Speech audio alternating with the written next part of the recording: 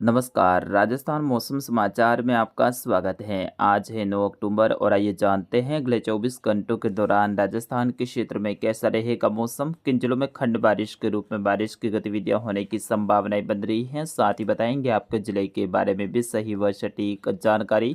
तो आप सभी साथियों से विनंती रहेगी वीडियो को अंत तक देखिएगा, वीडियो को लाइक और चैनल को सब्सक्राइब जरूर कर दीजिएगा।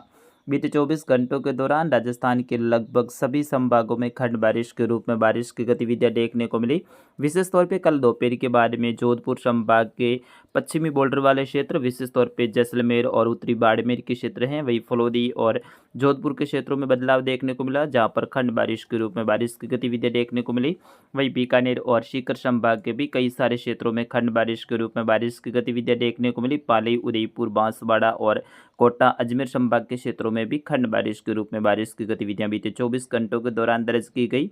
आगामी 24 घंटों के दौरान फिर से राजस्थान में बारिश का बढ़ता हुआ दौर देखा जाएगा। आज कल के मुकाबले गतिविधियों में कुछ बढ़ोतरी रहेगी, क्योंकि पश्चिमी विक्षोभ प्लस स्थानीय जो परिस्थितियां हैं, यानी हवाओं के निचले स्तर पे एक सर्कुलेशन बना हुआ है। इन दोनों ही सिस्टमों के मिले जुले प्रभाव से आज भी दोपहर के बाद से लेकर शाम और रात्रि के समय राजस्थान के कई सारे क्षेत्रों में अच्छी एक्टिविटी होने की संभावनाएं हैं। आज दोपहर के बाद से ही जोधपुर से लेकर नागौर, फलौदी, जैसलमेर, बाड़मेर के क्षेत्रों में नए बादलों का निर्माण होना प्रारंभ हो जाएगा। वही जालौर के उत्तर उत्तर पूर्वी क्षेत्रों से लेकर पाली, सिरोही के उत्तर उत्तर पूर्वी क्षेत्रों से लेकर राजसमंद, भीलवाड़ा, ब्यावर, शाहपुरा, बूंदी और कुछ कोटा के क्षेत्र हैं, चित्तौड़गढ़ से लेकर सलोम्बर के क्षेत्रों में भी दोपहर के बाद से ही नए बादलों का निर्माण प्रारंभ हो जाएगा और कई सारे क्षेत्रों में खंड बारिश के रूप में बारिश की गतिविधियों की शुरुआत हो जाएगी।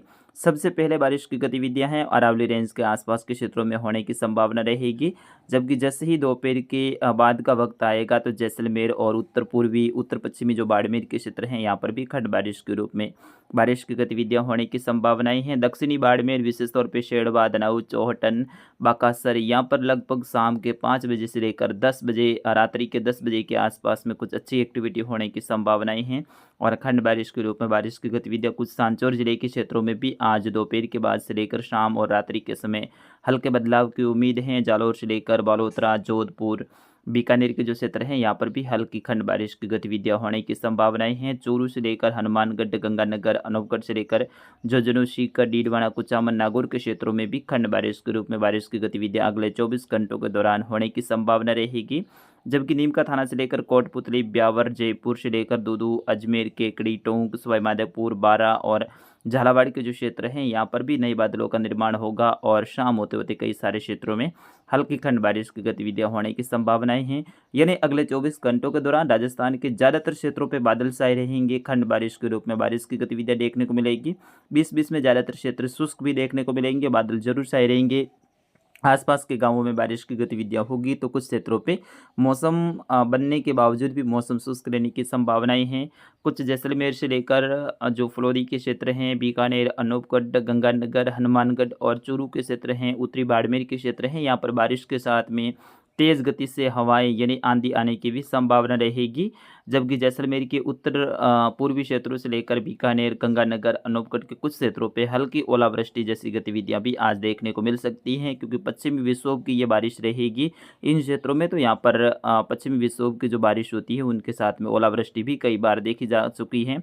तो अगले 24 घंटों के दौरान यहाँ पर भी जो बारिश की गतिविधियाँ होगी उनके साथ में हल्की ओलावृष्टि की गतिविधियाँ हो सकती हैं।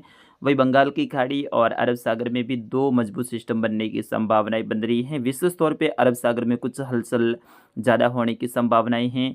आगामी 18 से लेकर 20 और 21 अक्टूबर के आसपास में अरब सागर में एक मजबूत तूफान बनने की संभावना है, जिसके बनने की प्रक्रिया लगभग 13 अक्टूबर से ही देखने को मिल जाएगी।